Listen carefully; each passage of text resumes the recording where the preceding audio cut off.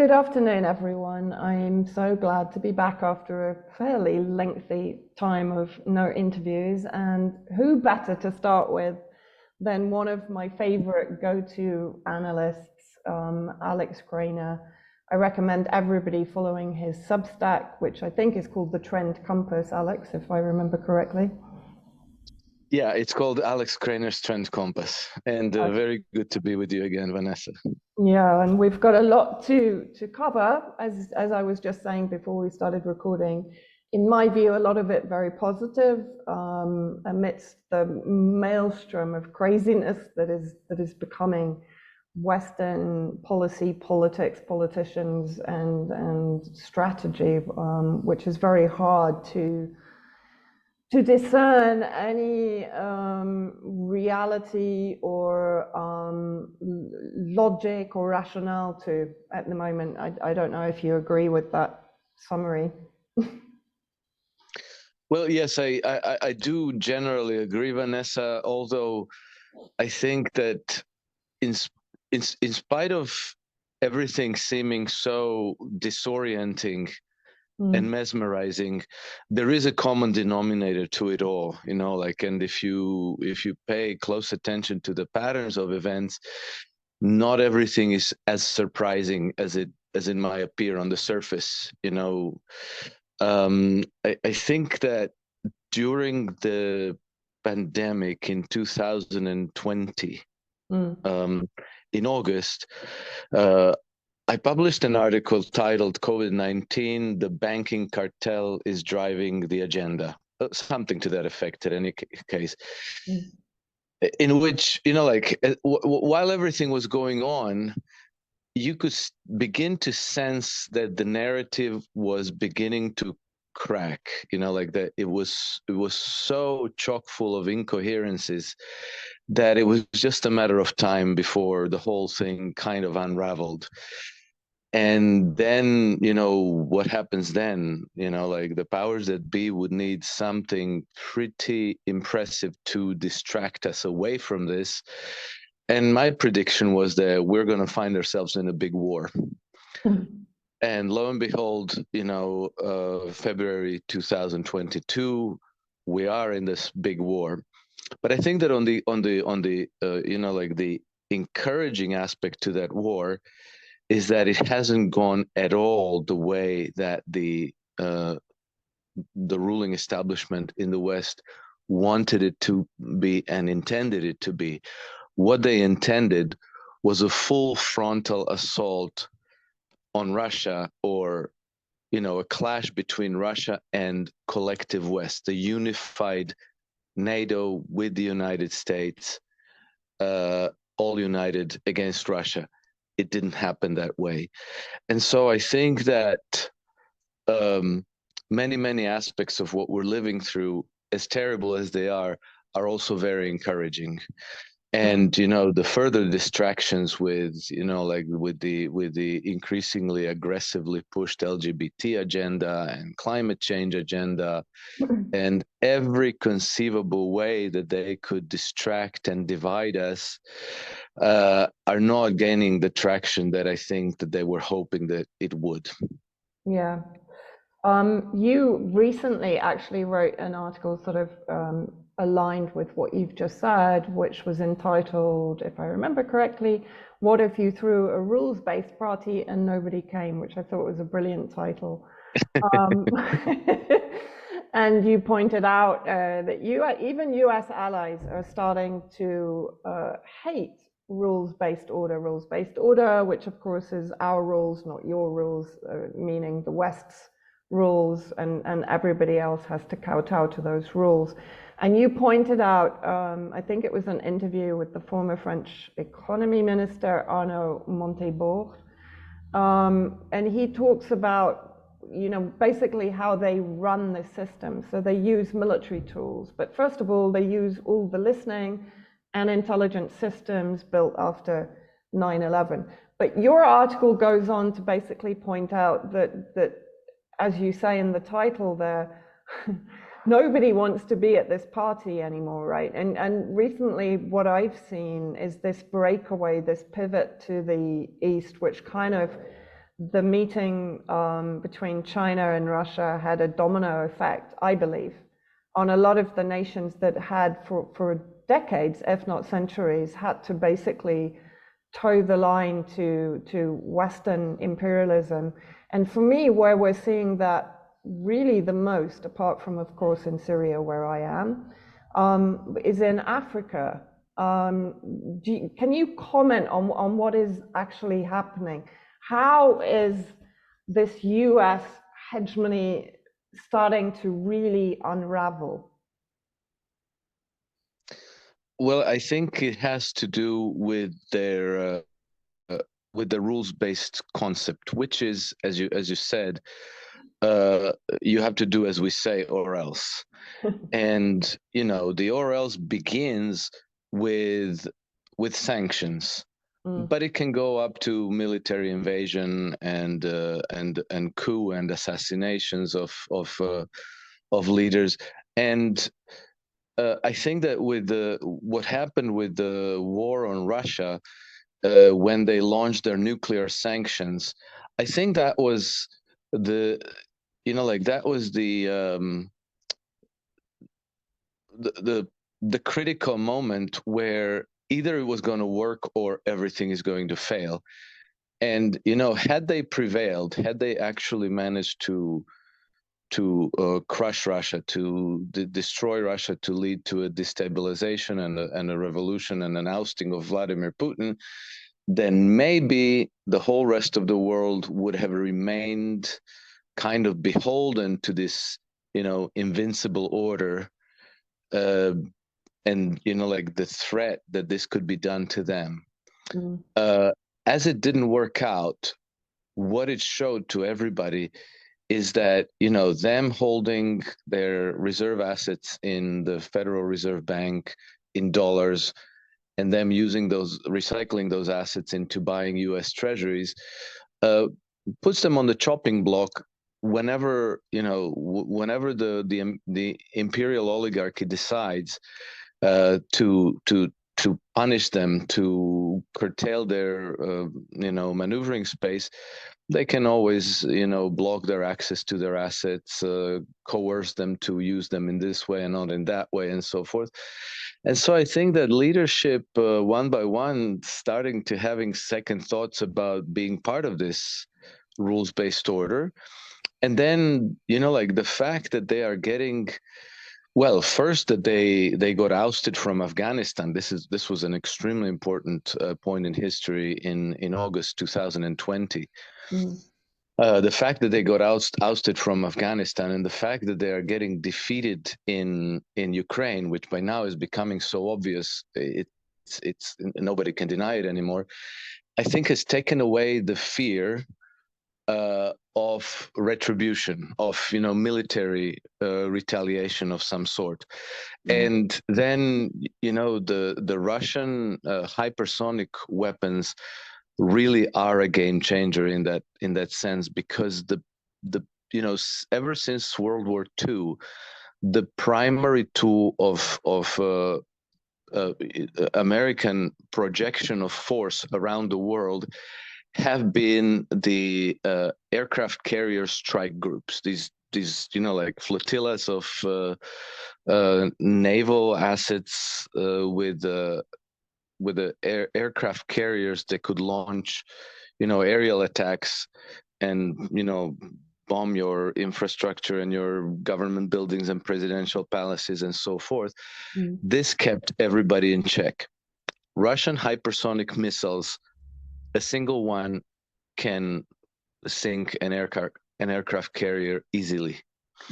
So now this way of projecting power around the world that has been, unchallenged since World War II until the Ukraine war is over, and it's obvious to everybody who's paying attention.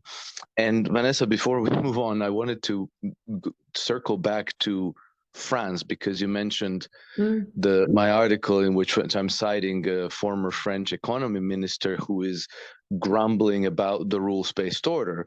So France, which is supposedly a great ally of the United States and part of this rules-based order, has just recently, after I published my article, we learned that Emmanuel Macron has been trying to get an invitation to the next BRICS summit, which is to my mind pretty much a shocker. But I think one thing that it reveals is that there are really cracks in this unity between Western powers. And then if you look at the history of relationships between the United States and France, you begin to understand that it's an alliance based not on common values, as they say, but on coercion. Yeah. And it's truly a huge and very deep rabbit hole that goes back to French colonial system and their exploitation of Haiti, and then the Americans took over in what was it, 1915, and then there was a Aristide government, which was essentially put up by the United States, which in 2003 started pressing France for restitution of damages of colonialism in the amount of about $20 billion. And that was just after the government of Chirac and Dominique de Villepin didn't go along with the US invasion of Iraq. And then they gave up on like the French kind of capitulated to this pressure through Haiti.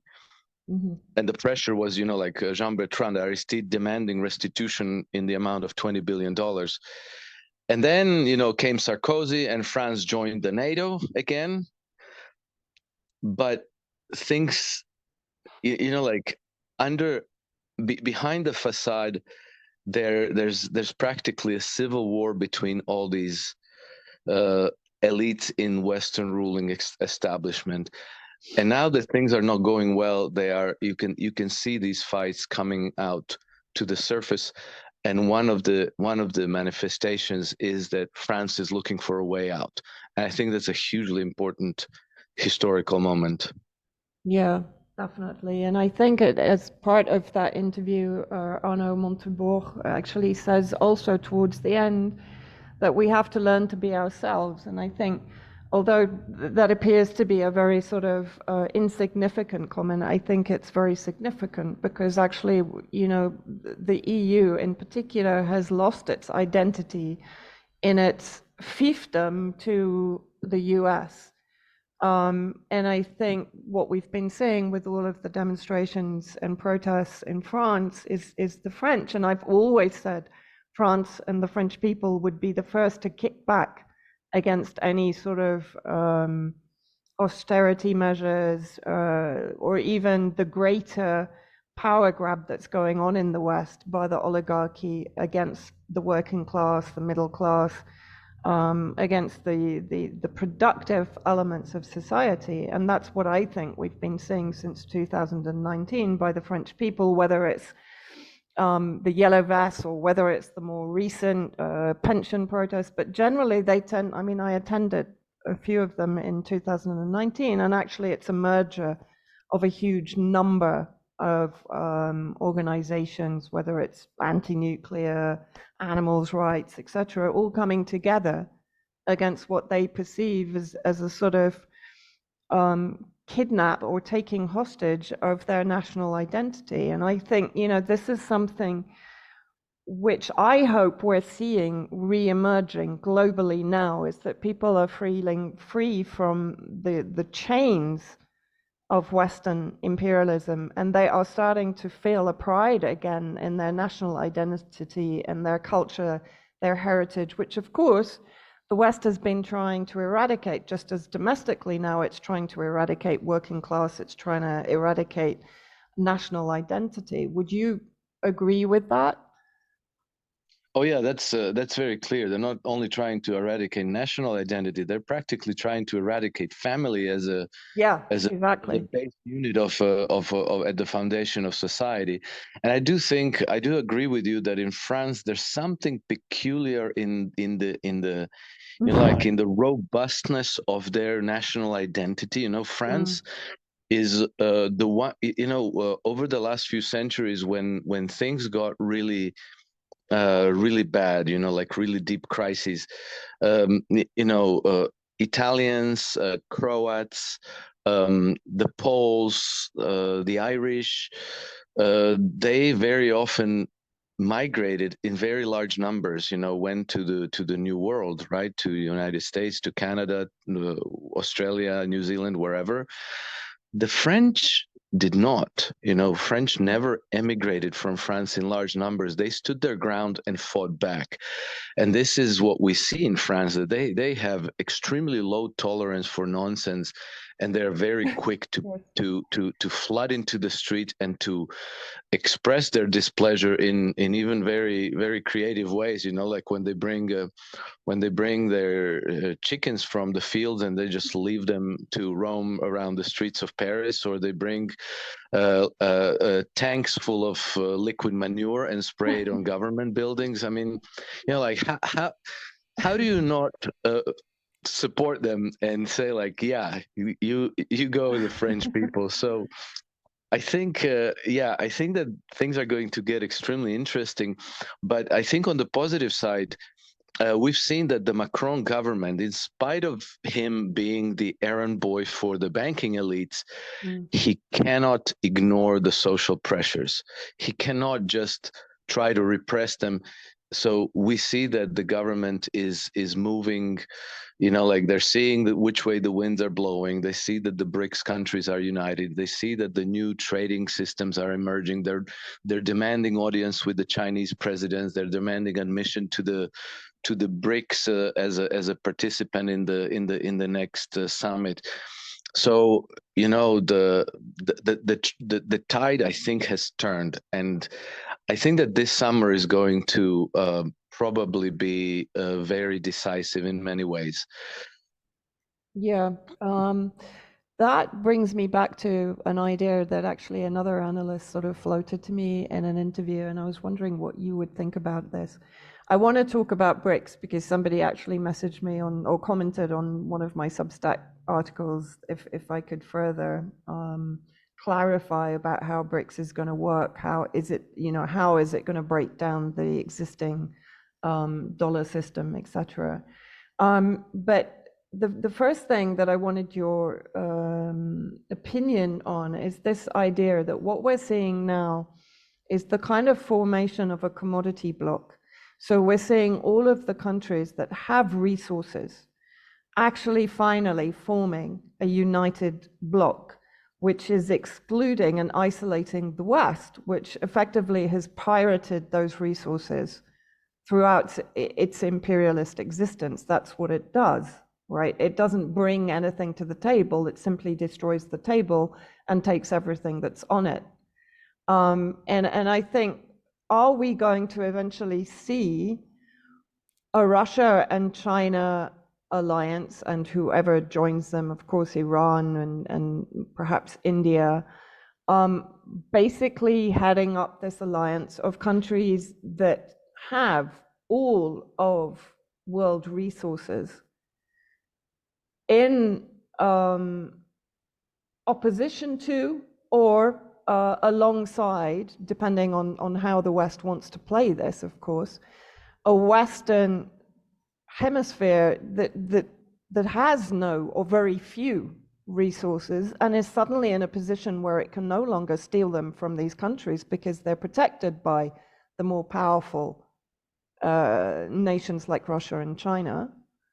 And so are we going to eventually see a kind of balancing out where the West actually has to trade fairly with these nations? I hate using terms like global south, but however you want to describe it, and where these countries finally, I know we're looking quite a long way ahead, benefit from the resources that they've always had. Yes, Vanessa, there is definitely a very sincere endeavor to create this reality.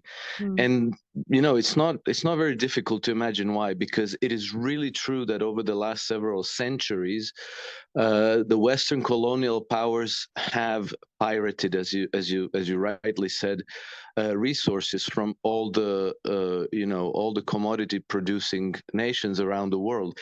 And part of the strategy of Western colonialists included the so-called demand destruction, which was to deliberately keep commodity exporting nations uh, in poverty chronically and perpetually, so that they could not develop their domestic economies, so that they would not be able to use those commodities and those resources domestically and consume them in their own economies.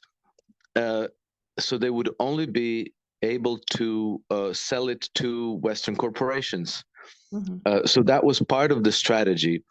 Now, with the emergence of China, whose strategy is completely different, China has first lifted 850 million Chinese out of poverty, and now it seems to me that it is trying to do the same throughout the quote unquote global south, because they're positioning themselves as the world's manufacturing hub. And they want these, I don't know, 4, 5, 6 billion people in the world to be affluent enough to be able to afford uh, China's exports, to be their customers for a very long time. China is playing an extremely long game. And so their strategy is quite contrary to the strategy of Western colonialism, which is to deliberately keep all these nations in poverty chronically. Chinese want to make them wealthy and affluent. And so the only way that the West was able to uh, lock commodity exporting countries into this relationship of blatant exploitation was by not giving them any choice. So, you let's say you're an oil exporting country or a coffee exporting country. Well, you had to sell it for in exchange for US dollars, and before that for French francs and British pounds and so forth, and that money was under control of Western banks. And if you didn't behave, it was easy enough for them to cut your access to your finances, or to if stronger means were necessary, to blockade your ports and to cut you off from world trade. And now what are you going to do? You can't, if you're a coffee exporting country, you can't just live off of coffee. You've already given up a diversified economy to become a producer of cash crops. Now you have no choice but to be plugged into this control matrix at the terms that are dictated by the Western powers. What changes with Russia and China is that nations now have a choice, and the choice will soon be crystallized in a new commodity-backed exchange currency. So it will be able to completely bypass the Western financial system, and the countries will simply be able to trade on a fair basis with one another. And this is, I think, where the Russian and Chinese alliance is going today, which in like on the other side is a complete disenfranchisement of this Western system that's ruled the world for whatever 2, 3, 4 centuries now. And I think, I mean, it was Marco Rubio who made it very clear recently that if the de-dollarization goes ahead, then that skewers their economic warfare, as you mentioned it, and certainly countries like Syria, that are under some of the most unprecedentedly savage sanctions, and have been for the last 12 years. Well, actually, they started even before that, back in the early 2000s. would suddenly be able to breathe effectively. But what I wanted to ask you, first of all, about BRICS, and then secondly, about how this de-dollarization process is actually going to work. I'm not an economist, so that's why I'm asking you for some clarification. Because, for example, here in Syria, although the Syrian pound is still the primary currency, there is an underground dollar market, right? In Lebanon, for example, the dollar market is actually the primary market. Almost everyone pays for everything in Lebanon in dollars. How are these systems in reality going to be changed? How long is it going to take for the de-dollarization to trickle down to local trade, local commerce, local economy? Well, I think that if left to itself, it will have a certain inertia, because people are very well accustomed to the dollars, and it's a good way of pricing goods. Everybody understands what a dollar is, and everybody thinks that if they earn dollars, they will be able to acquire other things in dollars. So like they're happy to sell things in dollars. In some countries, governments might try to make dollar trades illegal. They might have their banks shutter dollar-denominated accounts and force people to convert their dollars into local currencies or whichever. These measures are usually difficult to enforce because it simply pushes people into gray and black markets. So I think that there will be some, how do you call it? Things won't happen overnight. And I think that in a way, dollar doesn't really have to go away to zero, to disappear from the world. But it will have to compete with other currencies and other systems of payment and trade. And for Syria, if when the new global exchange currency comes into existence, Syria will be able to acquire this currency in exchange for its exports. It will sit in maybe BRICS Development Bank or some Shanghai bank or wherever, and it will be able to use those balances to acquire what Syria needs to import. And that's going to be true for all other countries. At that point, at this point, nations have choice of going with this BRICS system versus Europe's or British or American currencies. And automatically they can choose what gives them a better deal. So, now the Western financial powers will have to try to compete on a fair basis. And at that point, you only have one way to coerce nations back into your system, and that is by force, by the force of arms. And so, that as well is changing, as we discussed just moments ago. Once upon a time, the United States could dazzle everyone in the world with their highly technological weapons and their carrier strike groups and their ability to strike anyone, anywhere, at any time around the world. Well, that advantage is not as clear anymore either. And American ability to project power around the world is becoming severely curtailed. And as nations like Turkey and Saudi Arabia and Iran and China begin to acquire Russian S-300, S-400, S-500 air defense systems, then this ability to project power with Air Force is simply going to be neutralized. And at that point, I think the country that is best placed to maybe rather than beating them, joining them, is the United States. So I think that when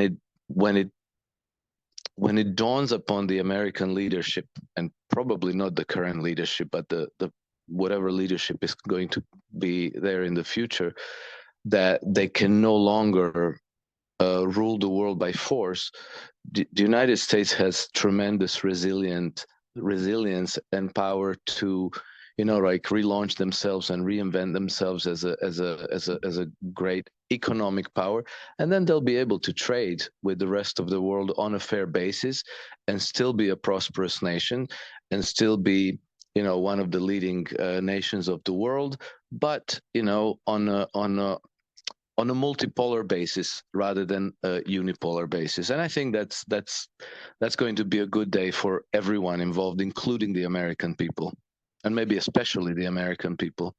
Yeah, definitely. Okay, to what degree? I mean, you're talking about, let's say, an ideal of a multipolar world, which is not a new concept. I mean, I've talked about this before, that President Assad of Syria in 2004 had the vision of the 5 Cs project. The Umayyad dynasty, way back in history, were working towards this multipolar trade system, right? And what has put it off course, of course, is US hegemony. And by US, I'm also obviously talking about UK and the entire Five Eyes cartel. But when we're talking about, on one level, this multipolar world vision, and then we're thinking about the oligarchy, basically, that has generated the entire COVID project, that is clearly trying to take control of world resources generally. And there are elements, let's say, in Russia, probably in China. I mean, I always tend to look at this like, I used to be in the corporate world, and I know in any corporate business, if there's a hostile takeover, you have some within the business that is taken over that will go with the hostile takeover, and some that will be against it, right? So I think in every country there must be elements of oligarchy, elements of liberals and so on, that are pro-West, that are pro whatever the oligarchy and the corporatocracy is trying to achieve in the West. So I see this happening on 2 different levels. To what extent do you think the influence of that savage oligarchy complex is going to be muted by what is going on with the Russian-China alliance and the new birth of a multipolar world? Many people believe that you can't separate the two. I'm not one of those people, but I'd be really interested in your view, if I made that clear.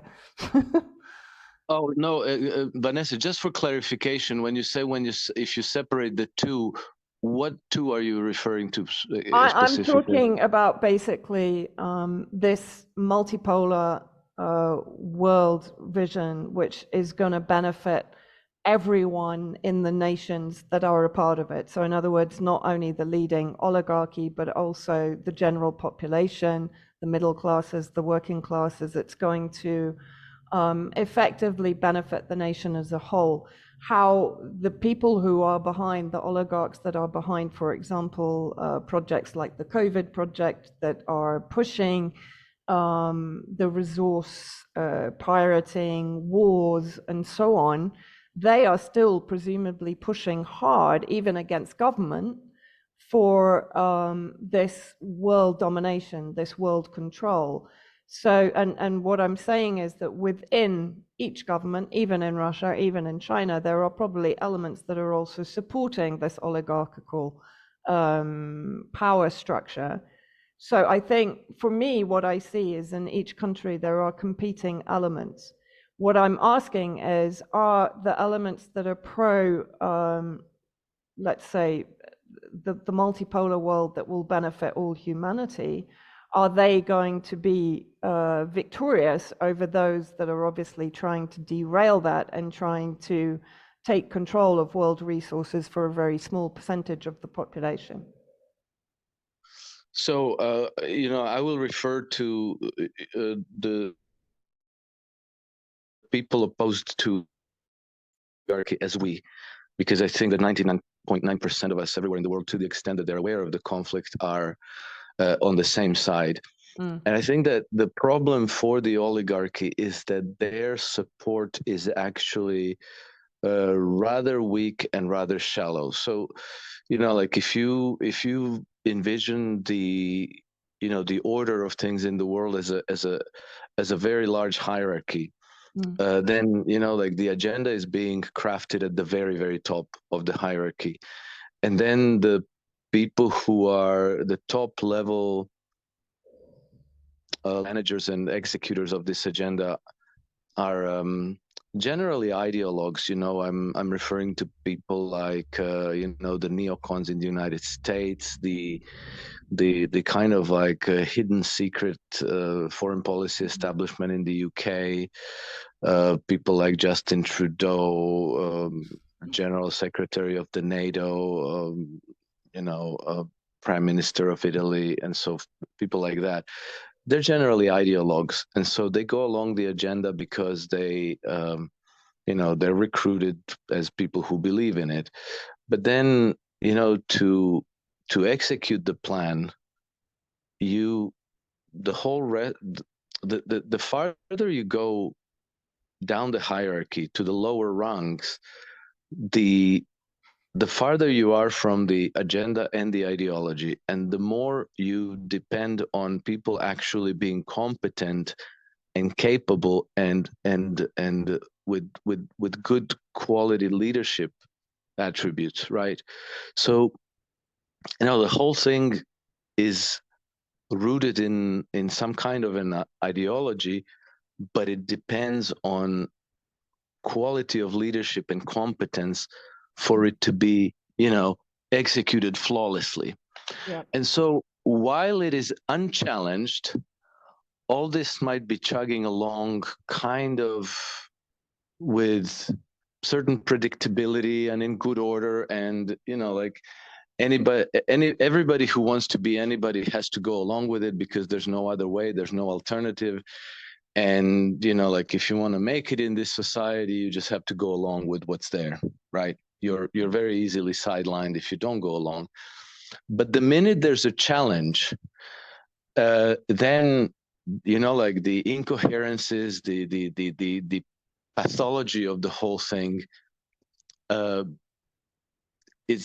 gets to be contrasted against something else, and it becomes increasingly obvious.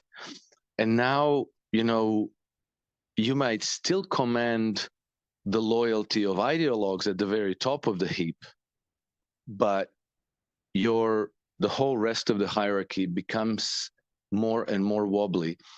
And we saw that with the pandemic, because I mean, this is now almost surreal to point out, but the pandemic was supposed to usher the new normal. And we were told explicitly in no uncertain terms that we were never going to go back to the old normal. Yeah. And we were supposed to go with these green digital certificates about our lives. You couldn't go anywhere. You couldn't travel. You couldn't board a bus, a plane, go into a restaurant or a theater without being compliant with their, vaccine mandates. Well, it all fell apart because it depends on too many people going along and being compliant. And once once the agenda is exposed for something that's actually an affront to the human nature, to humanity, to liberty, to everything that we're striving for, then it loses support. And even if you don't have, like teams of commandos going to cart Bill Gates and Klaus Schwab in handcuffs into prison, nevertheless, the whole juggernaut no longer has traction to be able to do what it wants to do. And now you have competing powers and a competing agenda, and now people have a choice, And so I think that gradually over time, the changes that are coming are so radical and so drastic that it's a departure from the realities we have known now for many generations, because we really didn't have a choice for several centuries. the Western colonial model, like whether through, Spanish Empire or French Empire or British Empire or American Empire, has always imposed one and the same system of governance. And I would always point people back to, George Soros gave it away. In May 2021, at the Davos gathering, he gave his, traditional dinner address. And he said, like the conflict we are seeing today in the world is, it's not the conflict between Russia and the West, between China and the West. He said it's a clash of two systems of governance. And this oligarchical system of government, the governance that he represents, that he's the exponent of, is now failing. And I think that this clash will define the future of humanity. And I think that we have a very, very good shot of prevailing finally and seeing an unprecedented emancipation of humanity. And I think that the only way for us to fail at this and for them to prevail is if we surrender and allow ourselves to passively be led into some kind of a dystopian totalitarian matrix that they have envisioned. Otherwise, we are creating far too much friction for it to happen. Yeah, you actually recently came to the Better Way conference in the UK. I think it was in Bath. Yes. Yes, true. Correct. And I'd be really interested to hear your views on the conference and what you've just spoken about, this need for everyone to be pushing back against this insidious tide, which is already being fragmented and fractured because people are confronting it, challenging it, and are not accepting it. COVID was very much a trial from that perspective, and the vaccine mandate, as you mentioned, etc. What was your feeling about the conference? I mean, there were many people there that I saw that have relatively differing views within that paradigm. Did you feel that it was a conference of solutions, or was it a conference of addressing problems? How did you come away from it? Okay, so this was a conference held in Bath between 2nd and 4th June of this year. It was organized by World Council for Health, and I was invited to speak on the panel about free speech, free expression, which was on Sunday, on the last day of the conference. I have to say that the event was absolutely excellent. There were many, very, very interesting people there. There's something to be said about, you have a series of these 10-minute presentations, remarks by people who maybe spent years or maybe decades deeply immersed in research on some particular topic. Yeah. And then they like deliver it in just a couple of minutes, or at least the most important aspects of it, and maybe something that you never even knew was an important issue. It just hits you there. So I thought it was like a huge overload. I'll have to go back and rewatch many of those presentations, because it's so much stuff you can't even keep notes. Yeah. It's going so fast. But I would, if people can attend conferences like this, or if they can organize their own, I couldn't recommend it highly enough, because the important thing about it is not, whether we agree with everything that is said and whether we agree with every speaker and we support all of their ideas. That's secondary. I think the primary thing is that those thoughts and those ideas are expressed because they contribute to new solutions and new thinking, and they make new thinking visible to other people.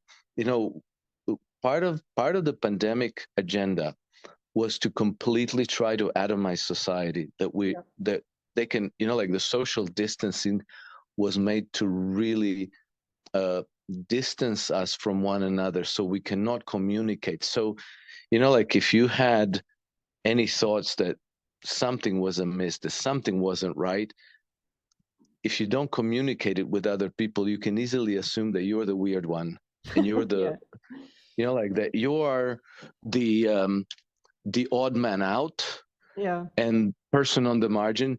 And it is only when you hear other people express similar thoughts that you realize, aha, I'm not the only one. Everybody feels that way. God, like, it's time for us to reject this. Well, this is, I think, where conferences like the Better Way conference is hugely important, because people get to meet physically, talk to one another, express their thoughts and ideas and views, and new solutions and new thinking can emerge from that. And not only that, but it builds confidence and determination. It really kind of fuels the enthusiasm and the determination and the will to fight on. And so, I have to say, Vanessa, I've learned many new things that were, I've been kind of the loopy conspiracy theorist for probably ever since the wars in former Yugoslavia, 30 years ago. But even so, you learn completely new things every day, and they're wonderful. I must say, as I said, I'll have to rewatch many of those presentations to kind of digest them more thoroughly. But very, very positive impressions from the conference, and I would highly recommend them. Like, whether people can attend, or whether they can participate, or whether they can organize similar events of their own. I could not speak more highly of it. Yeah, I mean, there's something very energizing, isn't there, about the Exactly. exchange of ideas. It's energizing, yes. Yeah, and it makes one feel an awful lot less isolated. I mean, we were talking before I came on. I'm living in Syria, and so therefore, a lot of this stuff is a very distant reality, because here we're fighting a real war. Yes. We're not fighting these kind of nebulous ideas and strategies and sort of crazed, demented policies in the West. We're not having to deal with that. Like, for example, the medically assisted death project in Canada. You don't have to deal with mental illness. Exactly. And gaslighting, that's effectively what it is. But just a couple of things I just wanted to still touch on, if you've still got the time, Alex, because yes, of course. Yeah. I know that after the conference you wrote about global Britain. I love that you use this term, which I think was actually brought in by Theresa May. And for me, it signaled this sort of last breath desire by Britain to be once again the imperialist power that it was before. And of course, we've talked about before the fact that the UK is very much the power behind the US. You brought up the wonderful analogy that I've used many times, actually, of the dwarf on the shoulder of the giant in Mad Max 3. Right, the Master Blaster, the Master Blaster combo. Yeah, but you wrote something, Global Britain is circling the drain. And one section in that really hit home to me, you mentioned, when businesses are losing sales to poverty rather than competition, we know that the financial parasite has begun to kill its host. In the UK in particular, I really see this playing out, and it it saddens me. It's still my country. I haven't lived there for now more than 26 years. How can the British get themselves out of what has been forced upon them, really, with the dereliction of farming back in the foot and mouth era in the early 2000s, and since then, really, British production has been pretty much annihilated, right? I mean, France hasn't allowed that to happen. France has protected its agricultural sector. Well, the farmers wouldn't allow it to happen anyway. How can Britain get itself out of this cycle that has very much been imposed upon the people of Britain? It's I think that the most important thing that the British people can do is to start to question their system, to look at what the system is doing rather than what they're being told the system is doing. I think that the British people have been, essentially, Britain has been chosen as the host nation to this empire, starting in, I think, when was it, the Glorious Revolution, when the William of Orange took over with the help of British noblemen. I think it was 1608, maybe. I forget the exact year, but so there's all this mythology about the king and country and the queen, and there's all this pomp and circumstances that is being constantly played out for to kind of elicit the loyalty and the sense of belonging and so forth. And if you look at what is actually happening, is that the British people are being continuously, consistently deceived, while let's say secret structures within their government are taking advantage of them and squandering their national wealth on their own imperial project that only benefit this oligarchy. It clearly doesn't benefit the British people. And so I think that the British people have to simply withdraw their support for this system and to seek a redress, to seek a new one that's going to be fair to the ordinary working people of England, of Great Britain. And I think, Vanessa, that I see this gradually starting to happen, because when I write these articles, I see that I get quite a number of responses from people from England who my expectation would be that people will be offended, and I will say, like, well, how dare you speak like this about my country? But instead they say, yeah, in fact, things aren't right here, and I think that I agree with what you wrote. And so I think that we're starting to see this awakening even in England. So I don't know how the story continues, because it's a deeply entrenched problem, and the roots of this oligarchy strike very deep in the UK. But what do? Do you move off the island, or do you clean it up? I think that's the choice. Or you accept to be perpetually and indentured servants to this depraved oligarchy. I think there's no choice but to confront them. And I think that the logic of the conflict between these two governance systems, as George Soros formulated, is such that the side that's represented by Russia and China today, as the leading powers in the world, that the logic of this conflict imposes that they have to go all the way, Vanessa. Okay, they cannot just say, like, okay, so we prevailed in Ukraine, thank you very much, we can call it a day and relax. I think that they have to go all the way. And by that, I mean not bombing London and so forth, but they will have to probably be exposing and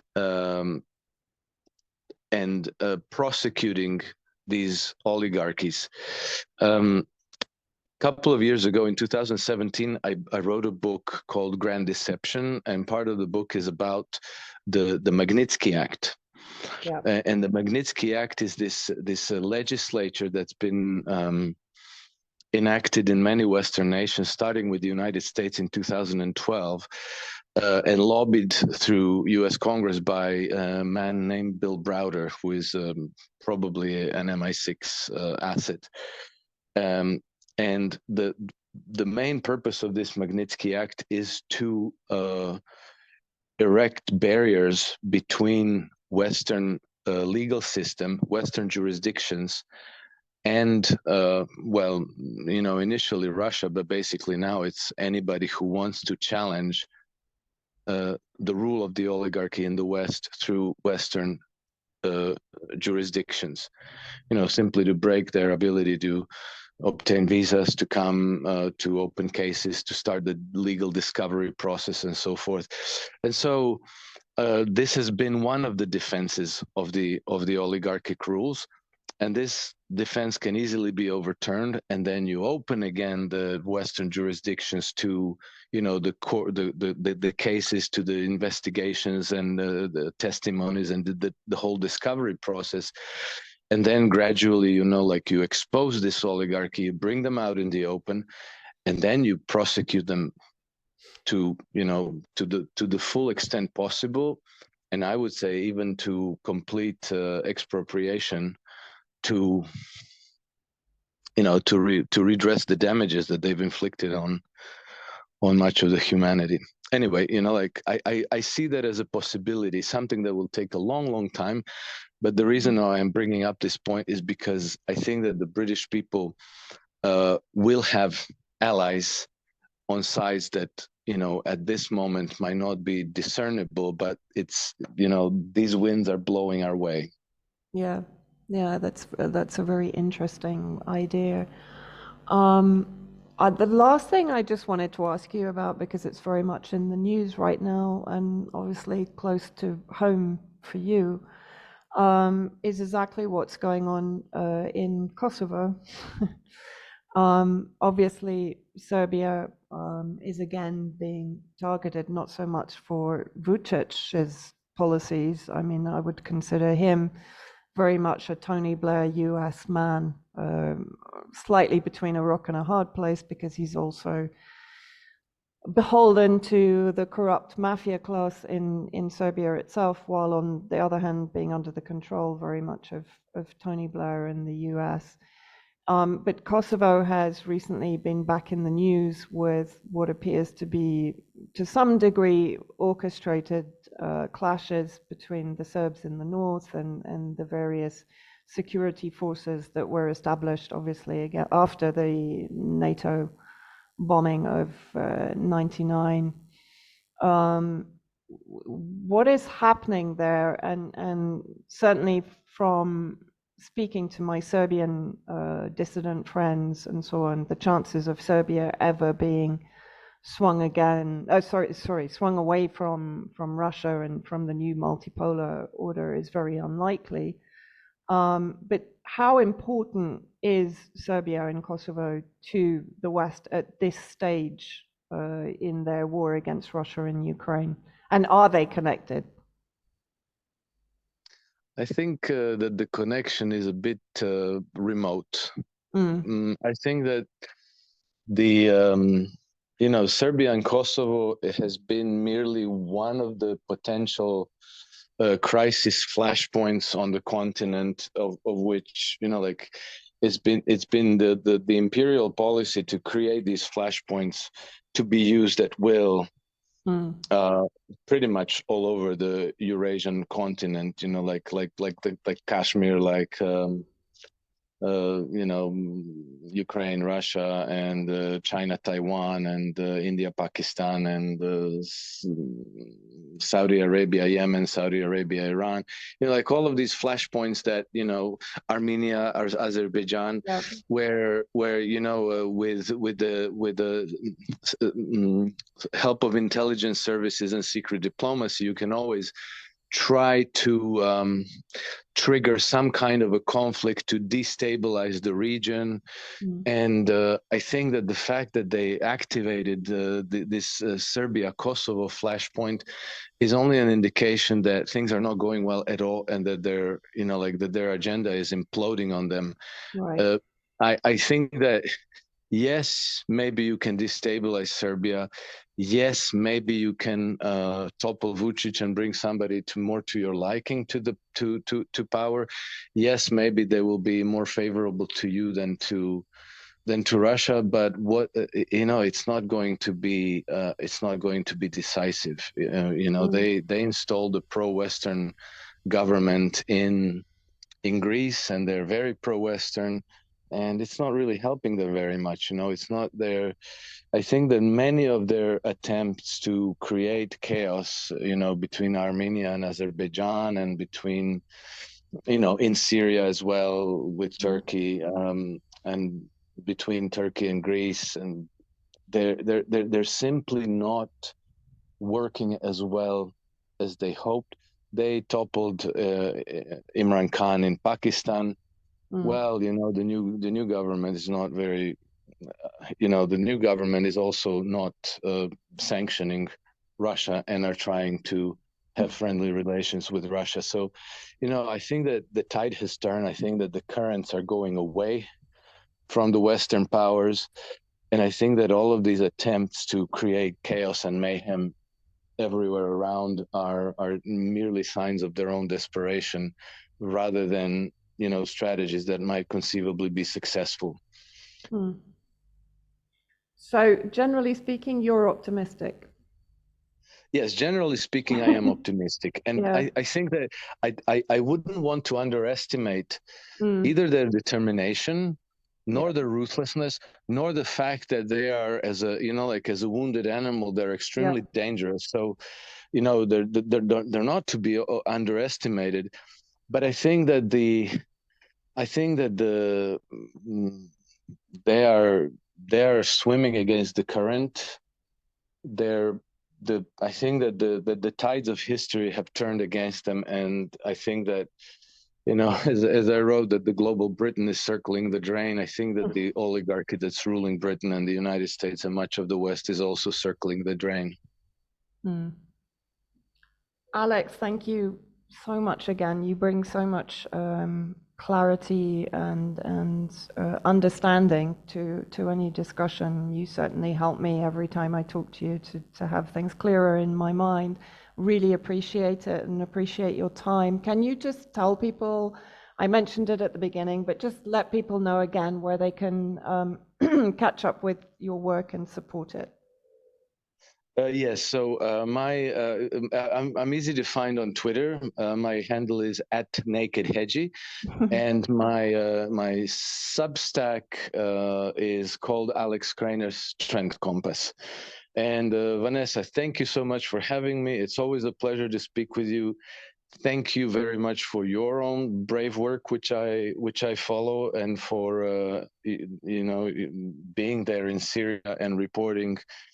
I think you're among the last Mohicans of what journalism is supposed to be. It's very highly appreciated. So God bless, Vanessa. Yeah. All right. Thank you so much, Alex. Take care, and I hope to speak to you again very soon.